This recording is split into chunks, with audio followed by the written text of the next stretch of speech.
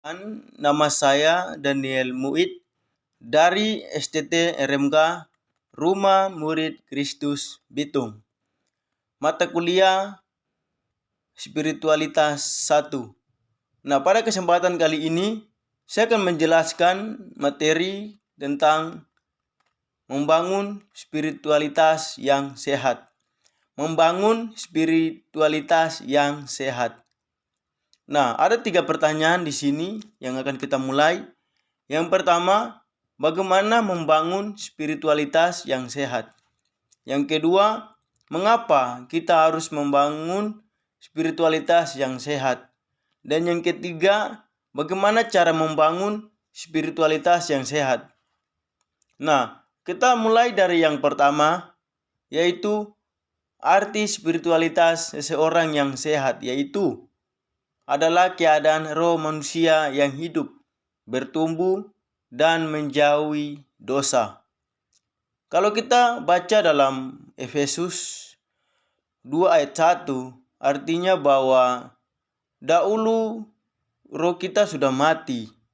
Namun ketika kita bertobat, kita telah beriman, maka Roh Kudus melahirkan kita menjadi baru. Maka kita memiliki roh yang hidup. Apabila kita memperhatikan hal yang telah dijelaskan tadi, maka ada tanda-tanda spiritualitas yang sehat. Nah, roh manusia, yang pertama, roh manusia suka bersekutu dengan Tuhan. Yang pertama, roh manusia suka bersekutu dengan Tuhan. Yang kedua, roh manusia yang berkembang sesuai dengan tahapan perkembangan, yang berkembang sesuai dengan tahapan perkembangan yang seharusnya. Yang ketiga, roh manusia yang harus berjuang melawan kedagingan. Nah, saudara, kemudian kita masuk pada bagian yang kedua, yaitu mengapa kita harus membangun spiritualitas yang sehat. Mengapa kita harus membangun spiritualitas yang sehat? Ada 2 alasan kita membangun spiritualitas yang sehat. Alasan pertama, karena spiritualitas rohani manusia memiliki potensi. Karena spiritualitas rohani manusia memiliki potensi hebat, namun tidak otomatis bisa digunakan dengan optimal. Nah, kalau kita lihat dalam kitab 1 Korintus 2 ayat 14 dan 1 Korintus 3 ayat 5, dalam kitab-kitab ini kita dapat melihat potensi hebat manusia yang Rasul Paulus katakan. Nah, yang pertama, potensi untuk menerima pribadi karya Roh Kudus. Kita bisa lihat dalam 1 Korintus 2 ayat 14. Yang kedua, potensi untuk memahami rencana Tuhan dalam berbagai situasi. Kita bisa lihat dalam 1 Korintus 2 ayat 15 dan ayat yang ke-16. Dan yang ketiga, potensi untuk mencerna dan mengaplikasikan firman Tuhan. Kita bisa lihat dalam 1 Korintus 3 ayat 1 dan 2. Nah, yang keempat, potensi untuk bersikap dan menempatkan diri secara bijaksana. Kita bisa lihat dalam 1 Korintus 2, 1 Korintus 3 ayat 3 dan 5. Nah, alasan yang kedua, tadi alasan yang pertama, karena spiritualitas rohani manusia memiliki potensi hebat namun tidak otomatis. Yang kedua, karena spiritualitas yang sehat sangat penting dalam pelayanan. Mengapa? Karena yang pertama, spiritualitas menular.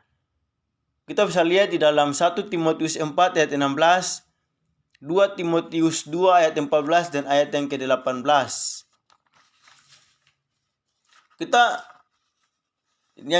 Yang kedua, kualifikasi utama dalam pelayanan. Kita bisa lihat dalam 1 Timotius 3 ayat 1 sampai 7.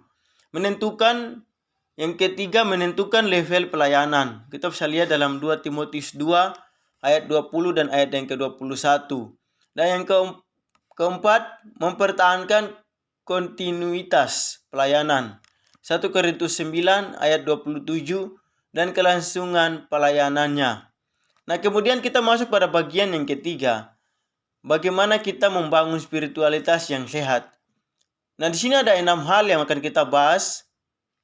Yang ketiga ini akan ada 6 hal yang kita akan bahas. Yang pertama, hidup dalam pertobatan. Yang kedua, disiplin roh Allah. Dipimpin roh Allah. Yang ketiga, disiplin rohani.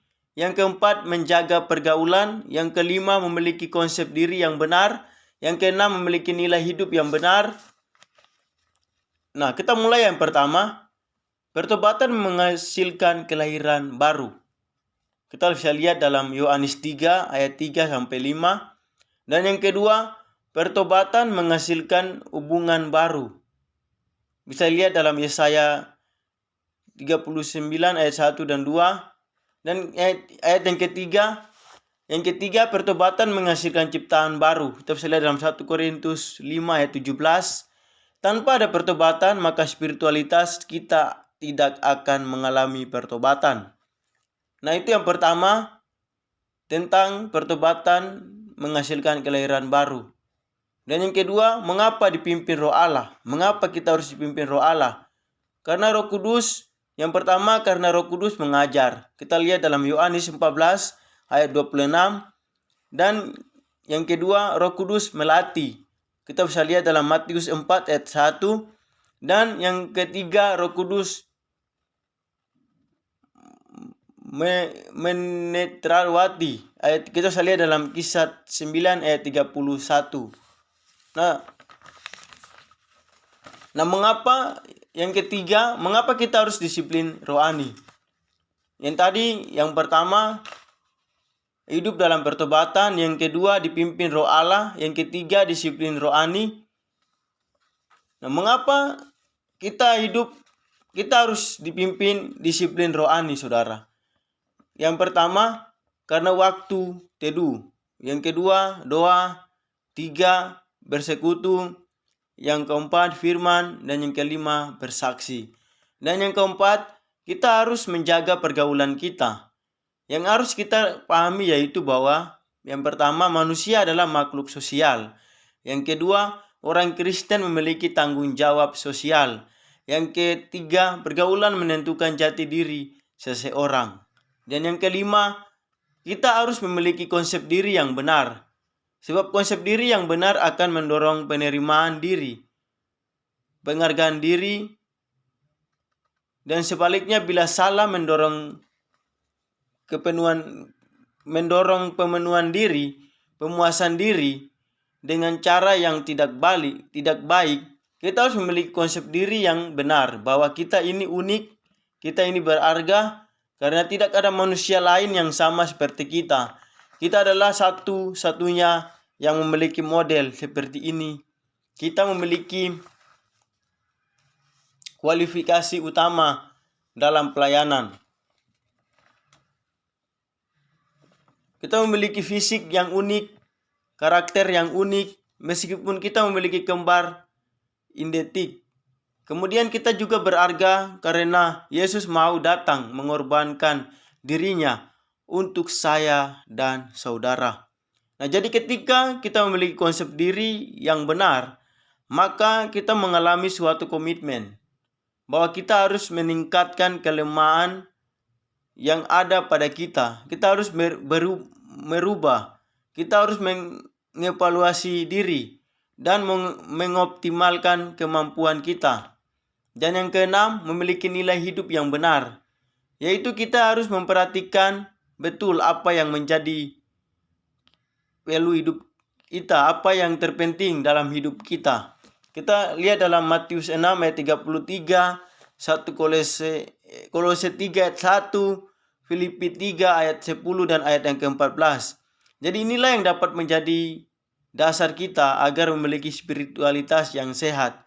Dalam kita membangun spiritualitas yang sehat. Puji Tuhan, itulah materi dari saya tentang membangun spiritualitas yang sehat. Kiranya menjadi berkat. Tuhan Yesus memberkati. Haleluya.